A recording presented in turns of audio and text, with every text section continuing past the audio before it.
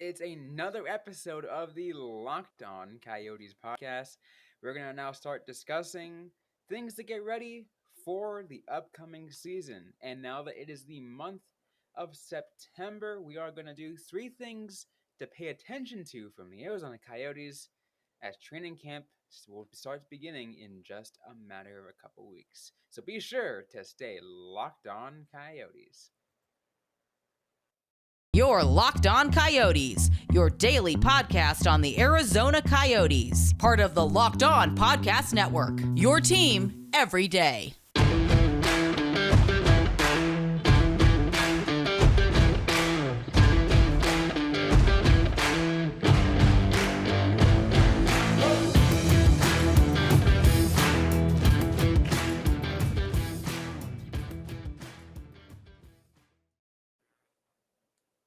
Welcome to the show, everybody. I'm Robyn Leonio. That's Carl Pavlak right beside me. On today's episode of Locked On Coyotes, I want to thank everyone for making this show your first listen every day. We are free and available on all platforms, including on YouTube. We got a great show for you guys on today's episode. We are discussing three things to pay attention to as training camp nears. Carl, we're only a couple weeks away from training camp. It's amazing to see. Yeah, it feels like the off season went by pretty fast, also pretty slow. It's like one of those things that feels like an eternity, but like we're also like, how are we here already? Yeah, I think the difference is we were having to make content during it. So like when you're struggling to think of things to say, like it feels like it's lasting forever. But just in terms of like, oh, we get a break. No, it goes by so fast. It's absolutely amazing, though. Like, I mean, I'm excited for hockey to come back. I mean, even though we cover a team that is less than mediocre, but it's Sure. okay. It's uh hockey's coming back soon, and we get to talk about it. Yeah, I'm sure we'll find some silver linings between now and then. Absolutely. In today's episode, we are discussing three things to pay attention to as we get closer to the Arizona Coyotes season, as training camp does get closer and closer. Um, and Carl, I think the first one is a pretty easy one, right? Okay. Um, and I'm going to go ahead and put this off the bat. It's the fact that the Coyotes don't have goaltending. Oh, that's what I was going to talk about. But yes, absolutely. The Coyotes have one goaltender, Karol Vejmelka. And that's kind of really it. That's the only person cap friendly list. There's a couple of goalies in the system.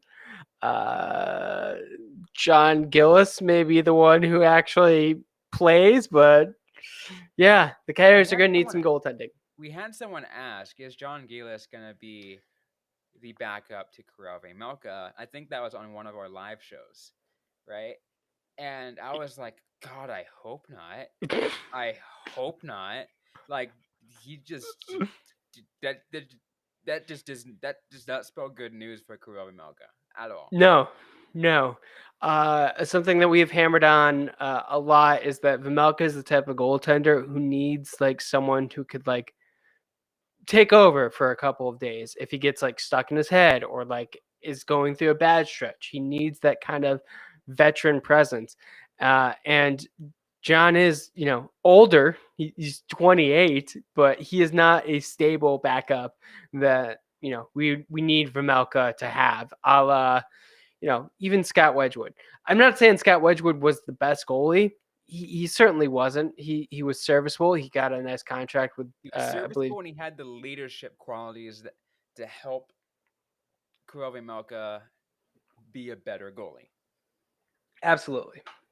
So there's like a bunch of like things that go into that. So we don't need a perfect goaltender. We don't need the best goaltender in the world. The Coyotes don't need to go off and acquire Bobrovsky to put in that. They just need someone serviceable who you could depend on to be, the second part of a tandem. Absolutely. And what's weird because I think I have to look at the receipts. But were we having this discussion last year? It wouldn't surprise me because I mean, I don't think there was any belief that Koshinash would be that.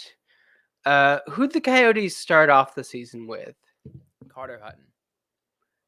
Yeah. And then Hutton got hurt right away. Immediately. Yeah. Yeah. So that really kind of saved the situation. This feels worse though.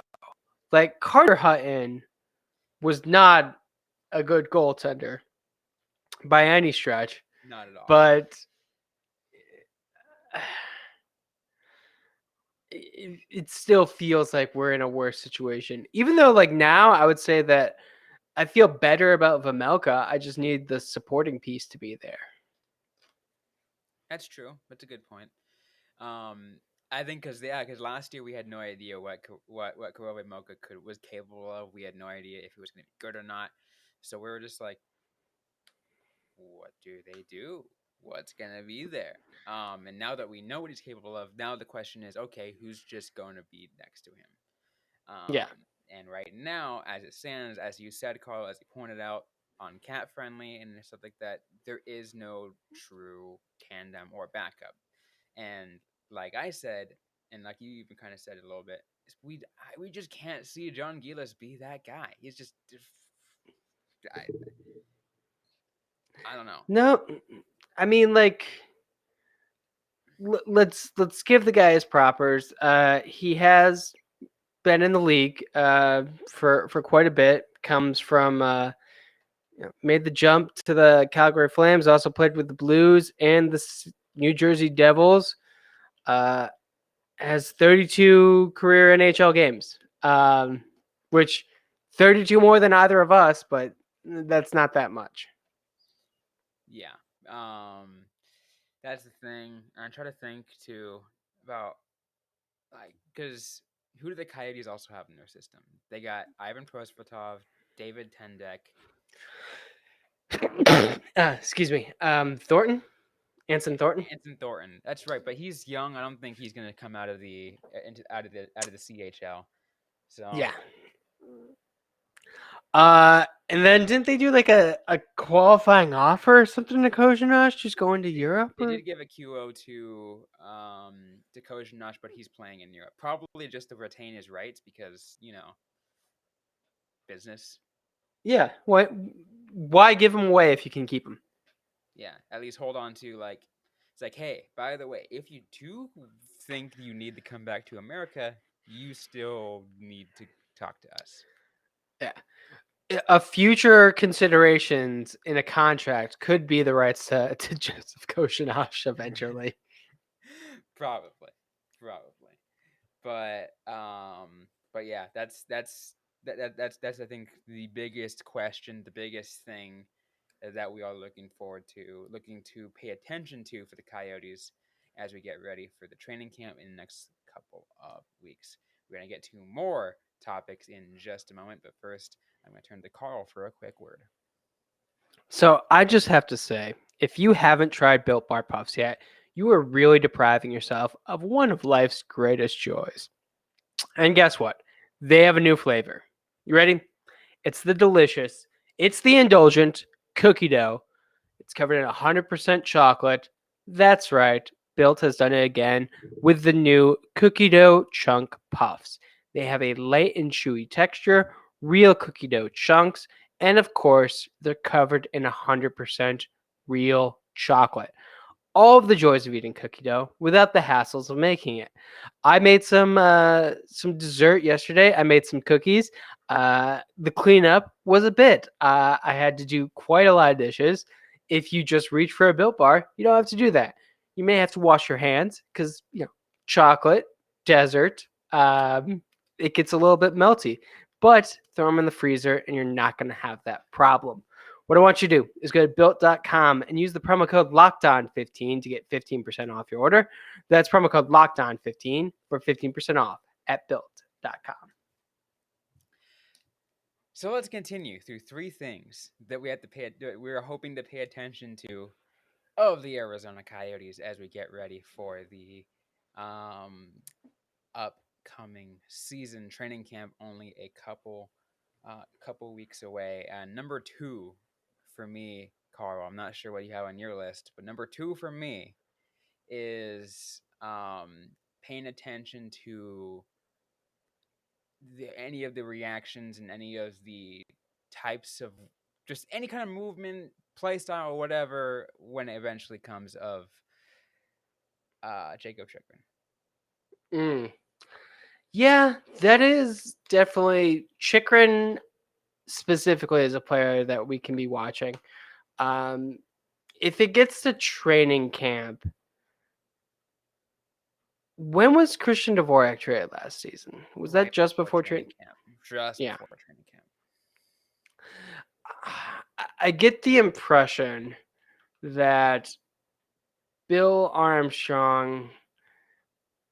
I hope he's had that conversation with Chychrun to kind of explain what's happening. The rumors surrounding him in Ottawa pretty quickly shut down. Those kind of sprang up very briefly, uh, like a week or two ago, and then almost immediately, like, no, Ottawa's balking at the request, which you have to imagine has been like the same request the entire time. But if you're a team like the Senators and you're really looking to make that splash and training camp's coming up and you're like, all right, we're missing a piece. We got to make this deal now. That could be the time to go. And if it's not, if like training camp starts, I have to imagine it's not happening until the trade deadline, if ever. It doesn't need to happen. It doesn't need to happen, and a lot of and so there are some circles that say it won't. But the thing is, with there's so much talk around it, the talk is just going to keep continuing even past training camp through the next trade deadline. Trade deadline, it just will not go away. No, no, it absolutely won't. I feel like, and this is honestly the way it's felt like the very beginning. The hockey world has decided that Jakob Chychrun is going to be traded, and they are getting angry that Bill Armstrong is not playing around with the narrative. Like, he's not doing the trading that everyone knows is happening. Um, like, I cannot tell you, like, people being like, hey, a lot of people were talking about Jakob Chychrun being traded. Where there's smoke, there's fire. And it's like, yeah, but it didn't happen. Like, people talked about it. It didn't happen. Yeah, I So, mean, there were a lot of talks about other situations, like I think that and I guess it only made sense because last year was very different. But multiple different times we discussed, the potential of Connor Garland getting traded, the potential of Oliver Ekman-Larsson getting traded, the potential of Christian Dvorak getting traded, and they all three get traded in the offseason. yeah. It just happened. Because those, I mean, obviously Dvorak was a little bit less talked about, but like in some circles, you're like, he's got the value, so he's probably gonna get traded. Oliver Ekman-Larsson, we knew, kind of wanted out. Connor Garland is in a situation where it's like, okay, he's gonna be a pending restricted free agent. We don't need to spend the money on him, and we're gonna go full rebuild mode. So And he's 25. yeah, ship him out. All those made sense. What makes Jakob Chychrun different is the fact that he is on a team-friendly deal for the next 4 years, right? 3. 3 years, next 3 years. Yep. And it's only like worth about $4 million a year. Like 4.6. Yep. there you go, 4.6. Yeah, you're getting exact on there, which is good. Which is good. We want to be exact. Yeah. But I mean, it's team friendly, so like which does help in the sense of you know there will still be good value to trade him because of the fact that it's like you never have to sweeten the deal. He is the deal. True. True. That is very true. I think the key difference, though, like with all the players you talked about, with Dvorak, with Oliver Ekman-Larsson, and with Connor Garland, the thing I mentioned, like Garland was the youngest one at 25, I believe. I don't know how old Dvorak is, but Also pretty young. yeah, but I'd say pretty much right around that range, though. Jakob Chychrun now is 24. He's 24 this year. So we're first year into a 5-year rebuild, 4 years down the line. He's 28 as a defenseman. Connor Garland would be 30 as a forward for that when the team's getting good. That is a vast difference. Like, that is beyond the peak years of a forward, and especially and one right who. and right in the peak years for a defenseman. Like that is peak year right there. Yeah. So that's one of those reasons why, like, Garland makes sense in a trade more than Chychrun does. Like, I get what you're saying. Like, his deal's really good. You don't have to like worry about adding anything in. You're gonna get decent assets.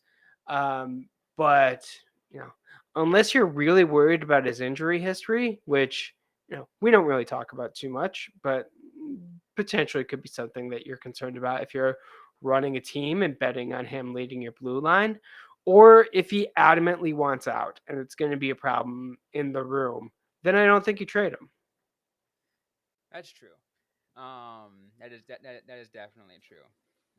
But like I said, it's not gonna stop the rumor mill from churning away because it's Uh, just gonna keep hitting. I am sure we are going to have to talk about this again. And like, we'll probably have to talk about 3 more times before it actually happens because it's an easy rumor to throw out there. Absolutely, absolutely.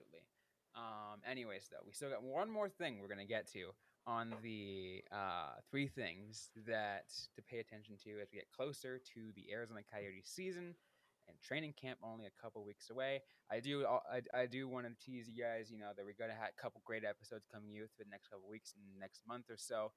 We're gonna try to bring on some more guests for the show for you guys to listen to, for you guys to enjoy. We got some crossovers, division crossovers. We're going to start doing all throughout this month as much as we can. Meet a bunch of people from the Central Division, locked on NHL shows, so we can discuss, well, what's going to happen and just banter between. Obviously, you guys heard us talk with Locked On Blackhawks, not too long ago, so we're going to do even more of that, but with other Central Division teams. All that and more on the Locked On Coyotes podcast.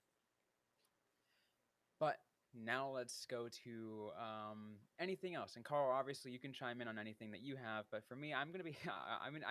It's curious because it hasn't gotten released yet because it's only been, it's we're still a month and a half from the season starting. But this is around the time when you'd kind of expect to start seeing things. But the draw of how things are going to turn out at Mullett Arena. Mm. I'm gonna be paying attention to that because obviously there's not gonna be preseason games at Mullett Arena, but single game tickets, I don't know when there's gonna go on, and I don't know what the price is gonna be for that. Um, but it's gonna be high. I know that. It absolutely is. I imagine the two of us with our lifestyles are not going to be buying a lot of tickets. No. The only time we'll be there is if we are credentialed members of the media, which we are, but Yeah. it's a small press box, so we don't know. Oh, I was gonna say we could sneak in and wear disguises, but that the media thing, yeah, we could probably go with that. Yeah, that is very interesting because we know that the Coyotes, they wanted to set aside some students for student sections, which is good. I Actually, imagine we're gonna get. I'm curious. Actually, it's another thing. I'm curious what the discount is going to be for those tickets because it's going to be a discount. It's not going to be free. No, If you're an ASU student listening to this and you think you're going to get in for free, I laugh. Because that's just not how it works. I mean, if you're an ASU student, I went to ASU. There's an upper echelon of ASU students who do not pay for anything. Their parents pay for it, so they kind of get in for free. Get on you, boys. Get your parents to get your season tickets.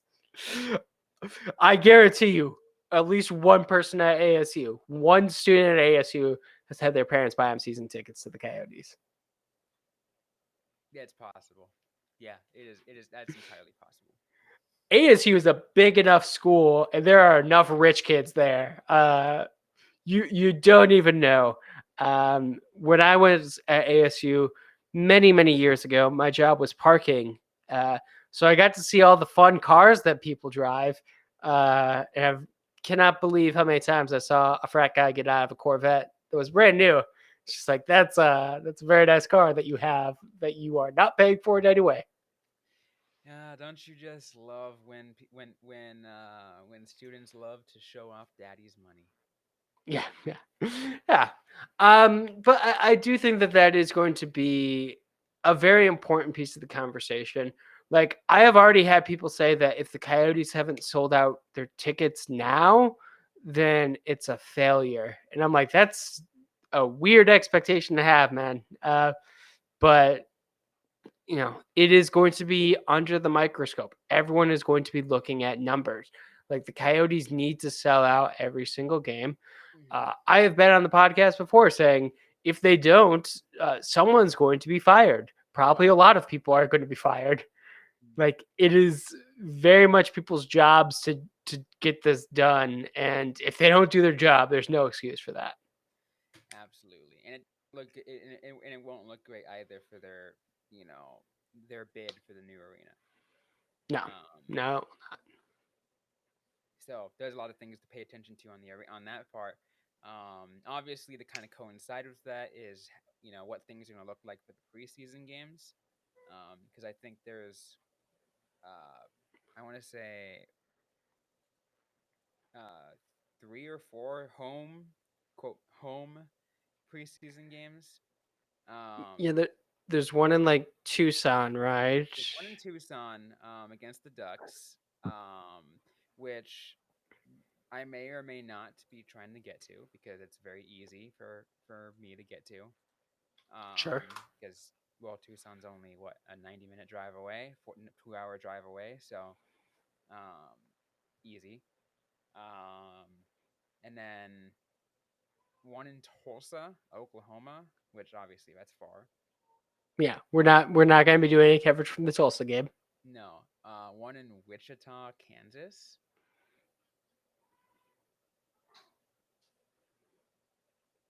I I'm think, seeing yeah. one in Boise, Idaho. There was one in Boise. That's the one I was missing. Boise. So that's the fourth one. Boise, Idaho. I was like, where was the next one? Where's the last one? Boise, Idaho. Good old Boise, Idaho. Um, and for those who have been felt who have been kind of behind on things, there's a reason the Coyotes are playing at all these places for their preseason games is because Mullett Arena will not be ready yet. Nope. I have seen like the development photos. It seems like it's coming along pretty well, Yeah. but you got to make sure that like you're doing things right. And also just in general, like we see this a lot in preseason, like teams go out and travel to places, and it makes sense for the Coyotes to do it just because the arena, like, it's fine. Have them play in Boise. Yeah. I mean, the rink itself will only be ready in October. Yeah. The annex, it won't be ready till December. Like, Yeah. Which is why we're getting that giant road trip to start the season. That's going to be fun. it's like 2 home games and then like nothing in like all of November and December on the road. Yeah. Which Basically, honestly though, like it seems annoying, but at the same time, imagine so many home games back like so close together at that point.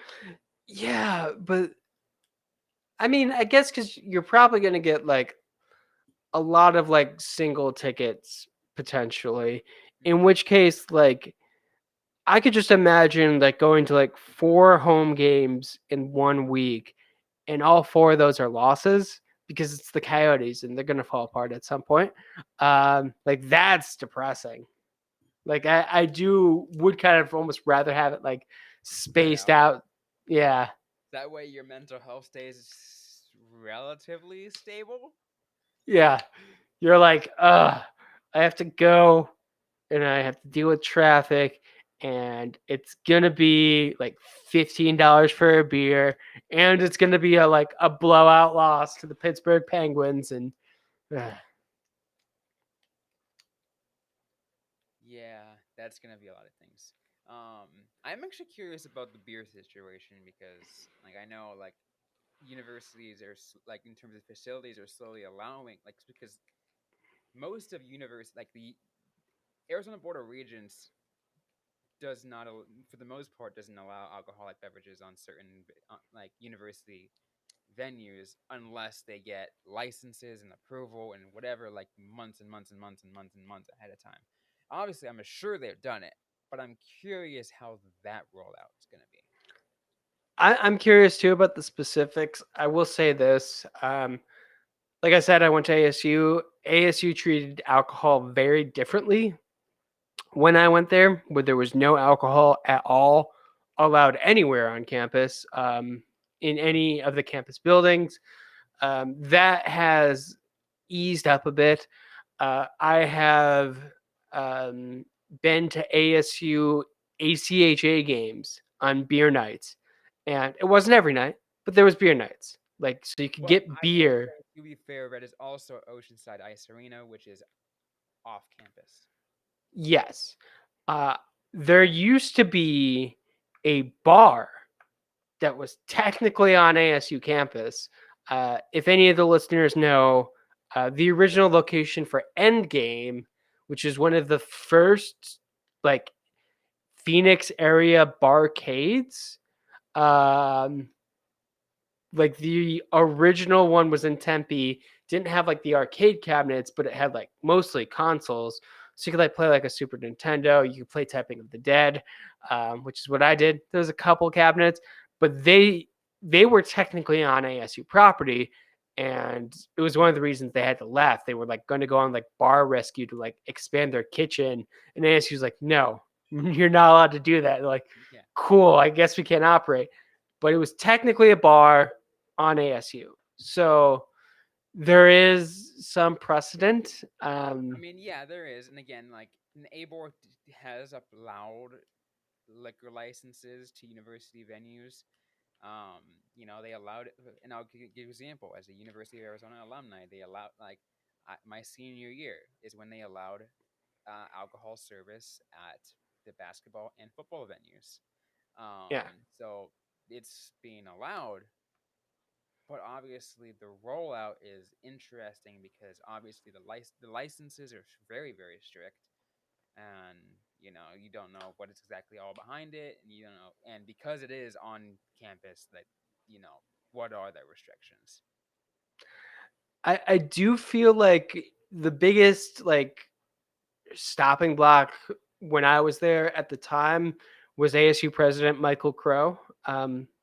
He was just very much against. He wanted to strict like strip ASU of the party school image. Like it was That seems stopped like it appearing in happened. Playboy.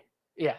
Yeah. It didn't happen, but it's less. Like ASU is no longer considered the major party school other than like legacy reasons. Like it's like legacied in. And but like, the frats moved off campus. It's not on ASU proper. But now, like the school is in so much of a development mode. I almost feel like they're like, well, there's money in alcohol at hockey games, right? We want the money. Like, it's so like I think that may be like the factor. And I'm sure it will be. I'm sure it will be. And like you just kind of have to take all in considerations. But there's a lot of things to consider of what the rollout of Mullett Arena and how the Coyotes play into it and how all that's going to work out. It's going to be really interesting. Um, I'll keep an eye very very closely on it. Absolutely, yeah, definitely be something to watch out for. Any final thoughts you have before we close things off? Nope, no real final thoughts. Just a lot of things to be on the lookout for. I mean, we talked about three things that I don't really know, so I I am very interested to see how they play out. Absolutely. I think both of us are, and I'm pretty sure a lot of you guys are probably just as interested as we are in these three things. And we'll have multiple different things of three things to pay attention to for other different factors. Again, as we get closer to the Coyotes season. But that is this episode of Locked On Coyotes. If you like what you heard, don't forget to leave a review, like, comment, subscribe if you have yet to already. We're available everywhere you get your podcasts, including on YouTube. Don't forget to interact with us on social media. We're on Facebook, facebook.com/LockedOnCoyotes, on Instagram at LockedOnCoyotes, and on Twitter at LO_Coyotes. I am personally at Robyn_Leonio. Carl Pavlak is at Carl Pavlak FFH. Interact with us, ask a question you might have, we might answer right back, or on a future episode of the Locked On Coyotes podcast. Thanks again, everyone, for listening to today's episode. Hope you're staying safe out there. Hope you're staying healthy. And don't forget to howl on.